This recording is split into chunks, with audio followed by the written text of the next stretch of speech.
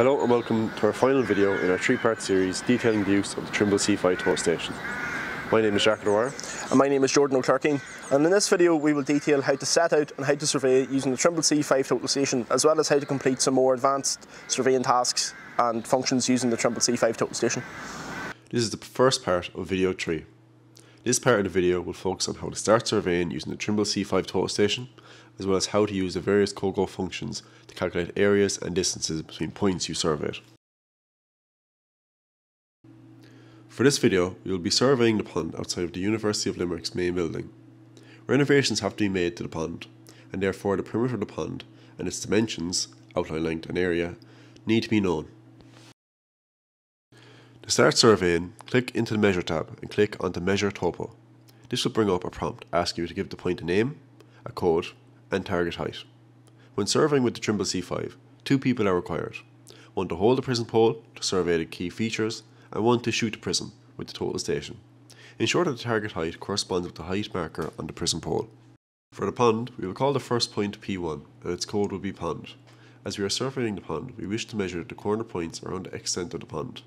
Note that as this shape is designed with straight lines, we only need to take points at the corners. However, if you are surveying a feature such as curb lines, it is best practice to take points approximately every 1.5 to 2 meters during the straight runs, at every corner or break in the straight runs, and when surveying around a radius, to take multiple points around the radius to ensure an accurate survey has been completed. Some features may be impossible to survey with the prism pole, a height on a wall for example. If this is the case, we must turn on the reflectorless mode on the total station and line up the features with the crosshair. Ensure that the reflectorless target is height 0 when surveying using the reflectorless mode. In order to save time and effort, we will only survey the inner perimeter of the pond. We can do this as the border around the pond is a constant 540mm throughout, and therefore we can only survey the inner perimeter, and in AutoCAD we can offset the inner perimeter by 540mm to determine the location of the outer perimeter of the pond. The person holding the pole must ensure that the pole is as level as possible when taking the measurement for maximum accuracy. There are many different tips and tricks to doing this, and these are some of the ones that I personally like to use. The first method I like to use is I like to lean my arm, which is holding the pole, into my body, like this. And as I do this, this allows me to level the pole with my whole body as opposed to just leveling it with my arms. And as you can see, it allows me to hold the pole quite straight. Another method which I use to keep the prism pole as level as possible is to use my foot against the very bottom of the prism pole, and this allows me to hold it straight and guide the prism pole with my foot. Another method which I like to use to provide restraint to the prism pole and to keep it as level as possible is if there's something nearby which can provide some restraint. So for example this handrail, is I like to lean up against it, and as I do this, this allows me to lean in and restrain my body, and therefore it also restrains the prism pole.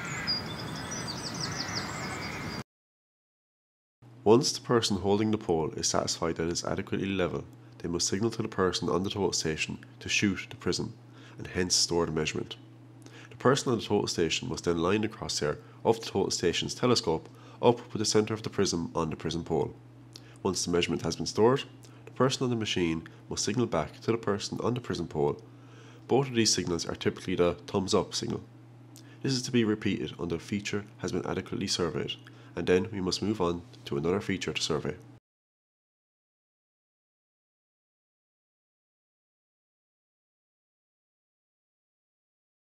You can click on the Map tab at any time to view the points that have been surveyed.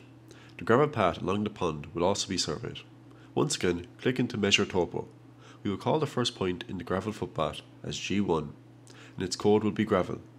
It is extremely important to ensure that each different feature being surveyed has a different naming convention, as this makes it much easier to draw up the survey on AutoCAD in the future. As done previously, take points where necessary. In this case, we will take points at the corners of the gravel path, as the lines are straight between the points.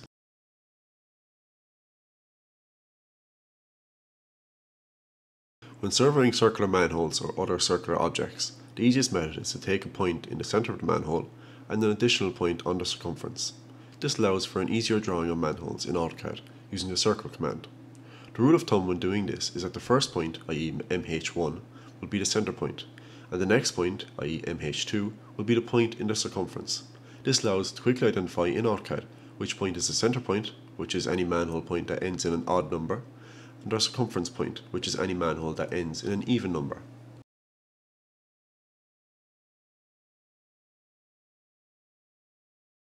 Sometimes, when you're surveying an object that may be in the way of the prison pole, and therefore the height of the prison pole may need to be raised, it's critical that whenever this is done, that raised height of the prison pole is inputted as a target height for the subsequent points to be surveyed. Otherwise, the survey will be inaccurate.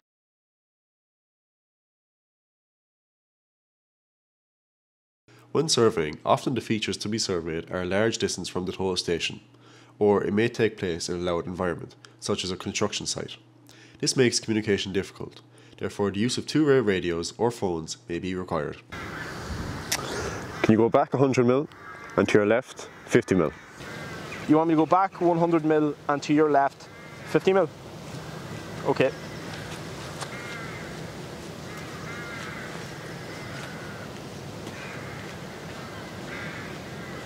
Is that you? You may wish to calculate the area of the feature surveyed. To do this, click on the Cogo tab in the home screen. Click on to Measure Area, and then a tab will appear. When measuring the area, it is critical that you select the points in the order they were surveyed, as the total station draws the boundaries between successive points. And if the first point was followed by a point in the middle, the machine will consider this as a boundary of the pond. Once this has been completed, click Measure and the machine will calculate the area between the points. You may wish to determine the distance between 2 points which have been surveyed. When in Cogo, click on the Measure Distance tab and then click into 2 points. Select the 2 points you wish and the machine will calculate the distance between the 2 points. Once the survey has been completed, you may want to export the survey as a DXF or a CSV file for AutoCAD. To do this, click onto the Jobs tab in the home screen and then click into the Import Export tab. You then want to click on to Export Fixed Format, and this allows you to select what sort of file you wish to export the job as. For this video, we will export the job as both a DXF and a CSV file. Click on the DXF file format from the drop-down menu and ensure that the Include Point box, the Include Feature Coded Linework box, and the Include Database Linework box are all ticked. Click Accept and the file will be exported. Do this again for the CSV file. Once you click Accept for the CSV file, a prompt will appear asking which points you wish to be exported. Click on all points and the file will be exported.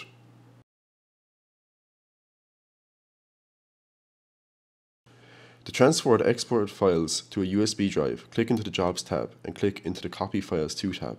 In the Destination tab, select the hard disk or drive you wish to export the files to. Ensure that the included Exported Files box, the Copy Coordinate System Files box, and the Copy Active Map Files box are all ticked.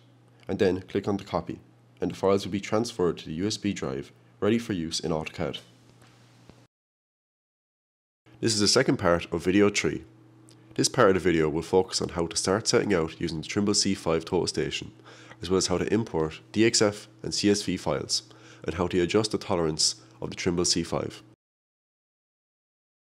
When setting out, typically you'll be working off an AutoCAD drawing, a DXF file, or a list of points, a CSV file, and these points will need to be set out. Rather than manually inputting the points using the key-in function as we did previously, we will import either a CSV file or a DXF file, and that allows us to set out straight away. It is very beneficial to have a DXF file imported, as this allows you to see the layout of the feature to be set out. If you have a CSV or DXF file, attach the USB drive with the files to the total station at the USB port located here.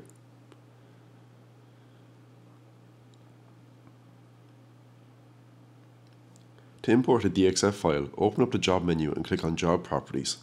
Click onto the Map tab and then click on Add at the bottom of the screen to add a file. Scroll up until you see the hard disk folder and then open up the folder and locate where the files are stored. Double click on the DXF file that you wish to import and the map will be imported to the job. Ensure that the map is ticked twice, which allows you to select which elements on the map you want to stake out. Once the map has been uploaded to the job, you can view the drawing by clicking onto the Map tab. This allows you to view all the layers and points within the drawing. You can then hide any unwanted layers, such as grid lines, which may make it difficult to see where the points are. You do this by going into the Job Properties tab and selecting the Active Maps tab. Then, hitting the Settings tab, you can select or deselect any layer that you want to have loaded or unloaded from the map. Once this has been completed, click onto the map and select the point that you wish to set out.